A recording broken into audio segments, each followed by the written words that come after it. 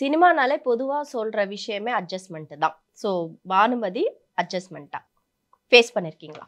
இதுவும் தவிர்த்தா நல்லா இருக்காது. ஏன்னா ரொம்ப கம்மியா தான் இருக்கு கேள்வி. இதுக்கு பதில் சொல்லியே ஆகணும். ஃபர்ஸ்ட் ஆஃப் ஆல் இந்த மைக்க மாட்டி இந்த விஷயத்த நான் பேசக்கூடாதுன்னு நினைச்சேன். ஓகேங்களா?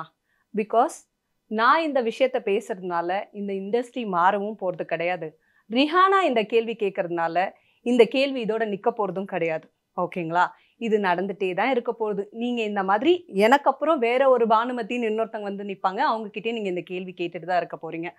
எனக்கு இந்த மாதிரி கேள்விகளை பதில் சொல்ல விருப்பம் கிடையாது. ஏன் கிடையாதுன்னா, நான் பேசினேன்னா எனக்குள்ளும் மீரா மித்துன் இருக்காங்க, எனக்குள்ளும் ஸ்ரீரெட்டி இருக்காங்க, எனக்குள்ளும் வனிதா விஜயகுமார் இருக்காங்க. அதையும் தாண்டி எனக்குள்ள நான் பானுமதியா வெளியில தெரியணும்னு நான் நினைக்கிறேன். இந்த மாதிரி விஷயங்களை பேசி நான் ஒரு எந்த விஷயத்தையும் ப்ரூஃப் பண்ணியோ இங்க மாத்தி அமைக்கவோ எதுவுமே முடியவே முடியாது. எவ்வளோ பேர் மாத்தி அமைக்கணும்னு நினைச்சு என்னென்னவோ பண்ணிட்டு இருக்காங்க. இதெல்லாம் நடக்காத முன்னாடி என்ன ஒருத்தன் கூப்பிட்டான், இவன் பேசினா அவன் பேசினான்னு சொல்றதுனால இந்த இண்டஸ்ட்ரி மாறிட போதா, இல்ல பானுமதிக்கு வந்த அப்ரோச்சை ரிஹானா மாத்திர போறாங்களா?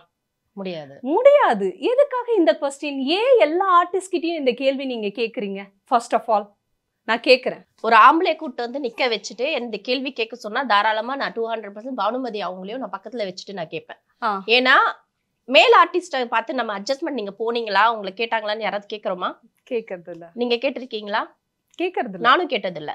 ஏன் ஹோல் மீடியா எல்லாருமே இந்த கேள்வி கேக்குறீங்கன்னு எனக்கு தெரியல. ஒரு நிமிஷம் ஹோல் மீடியா கேக்குதுன்றதுக்காக நீயும் ஒரு பொண்ணு, நீயும் இங்க உட்காந்து மைக்க மாட்டிட்டு இன்னொரு ஒரு லேடி கிட்ட நீ கேட்க கூடாது இல்லையா? அதுதான் ஒரு டைரக்டர் கேட்க சொன்னாரோ இல்ல வாட் எவர் ஒரு பப்ளிக்ல இருந்து ஒரு லெட்டர் வந்தாலோ இப்படி எல்லாம் பேசிதான் இன்னைக்கு நம்மள நாமே கேள்வி கேட்டுட்டு உட்காந்துட்டு இருக்கோம். இங்க வந்து வேற எந்த ஒரு ஜென்ஸ் இங்க உட்காந்துட்டு கால் மேல கால் போட்டுக்கிட்டு என்கிட்ட கேள்வி கேட்கல, நீ அட்ஜஸ்ட்மெண்ட் போறியான்னு சொல்லிட்டு. ஒரு பொண்ணு நீ தான் கேக்குற. ஏன் கேக்குற அந்த மாதிரி கேள்வி? ஏன் கேட்கணும்? ஏன்னா உங்க முன்னாடி இப்பதான் ஓபன் பண்ணேன். ஏன் உங்க முன்னாடி நான் படிச்சேன். அப்படி படிச்சு முடிச்சதுக்கு அப்புறம் பதில நான் எதிர்பார்த்துட்டு நானா சொன்னது. ரிஹானா இங்க இருக்கிறவங்களே மாறுபட்டவங்கன்னா இந்த கேள்வி நீங்களே தவிர்த்திருக்கணும்.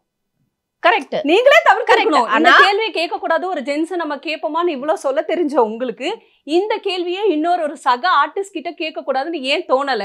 இந்த மீடியா இப்படியே தான் கெட்டு போகுது.